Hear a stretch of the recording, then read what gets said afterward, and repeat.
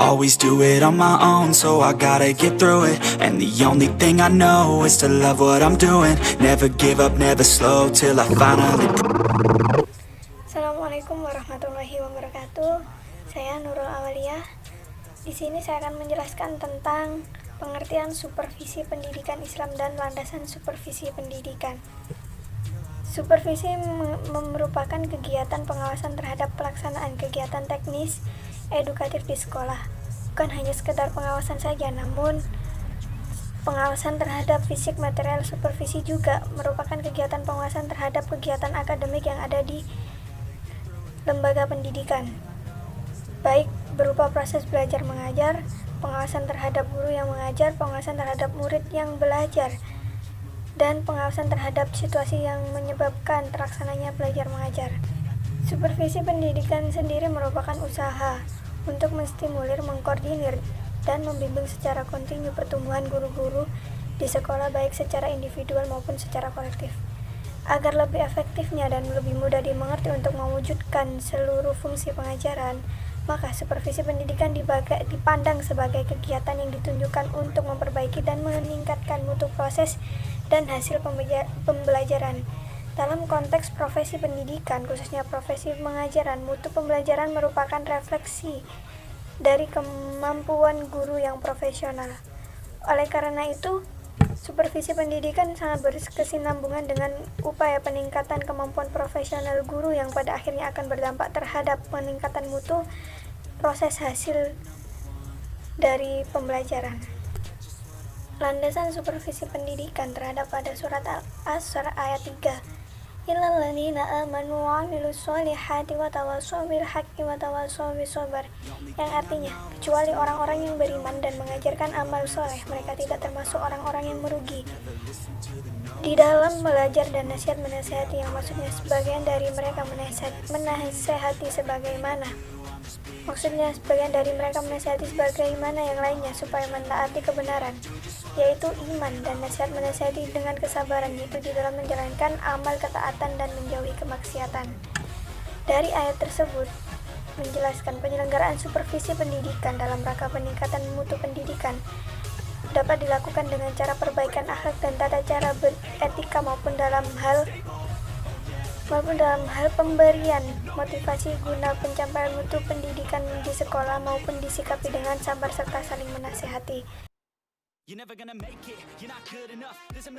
Assalamualaikum warahmatullahi wabarakatuh. Nama saya Bayu Anggara dari MPI 5A. Di sini saya akan menjelaskan tujuan dan prinsip supervisi.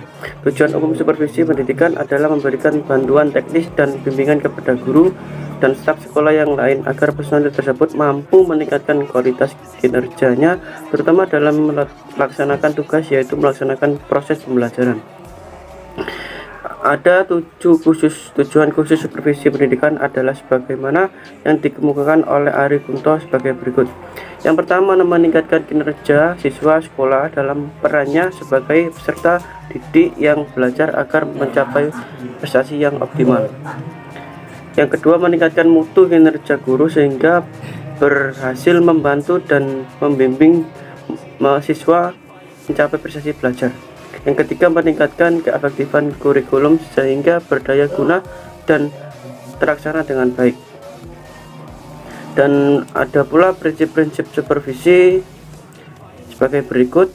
Yang pertama adalah ilmiah, artinya kegiatan supervisi yang dikemukakan dan dilaksanakan harus sistematis, efektif, dan menggunakan instrumen atau sarana yang memberi informasi yang dapat dipercaya dan dapat menjadi bahan maupun dalam mengadakan evaluasi terhadap situasi belajar mengajar. Yang kedua, kooperatif. Program supervisi pendidikan dikembangkan atas kerjasama antar supervisor dengan orang yang dibersupervisi. Yang ketiga, konstruktif dan efektif. Kreatif, membina para guru untuk selalu mengambil inisiatif sendiri dalam mengembangkan situasi belajar mengajar. Yang keempat, progresif. Setiap kegiatan yang dilakukan tidak terlepas dari ukuran dan perhatian, artinya apakah yang dilakukan oleh guru dapat melahirkan pelajaran yang maju atau semakin lancar kegiatan belajar. Dari pendapat yang saya kemukakan tadi, prinsip supervisi pendidikan yang paling urgen untuk diperhatikan adalah prinsip-prinsip perbaikan, perubahan ilmiah, dan kerjasama. Prinsip perbaikan dan perubahan menjadi prinsip dasar dalam melakukan supervisi, sebab supervisi pada dasarnya bertujuan untuk perbaikan dan perubahan. Demikian dari saya. Wassalamualaikum warahmatullahi wabarakatuh. Assalamualaikum warahmatullahi wabarakatuh. Saya Eka Nur Aini. Di sini saya akan menjelaskan tentang problematika supervisi pendidikan Islam. Problematika supervisi pendidikan Islam antara lain yaitu 1. Tidak menguasai materi dan metode pembelajaran. 2. Rendahnya kedisiplinan. 3. Tidak memanfaatkan sumber pengetahuan dan informasi. 4. Miskin karya. 5. Kurangnya kewibawaan. 6. Egoisme guru senior. Sebenarnya ada kendala dalam program supervisi. Salah satunya supervisor. Supervisor adalah pengawas. Akan tetapi banyak di negara kita yang belum mengetahui tentang supervisor tersebut.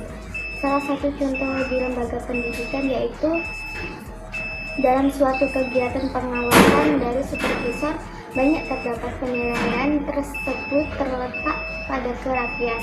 Terkadang juga hanya mengobrol dengan kepala sekolah saja, tidak sampai detail ke dalam tugas sebagai pengawas. Terima kasih.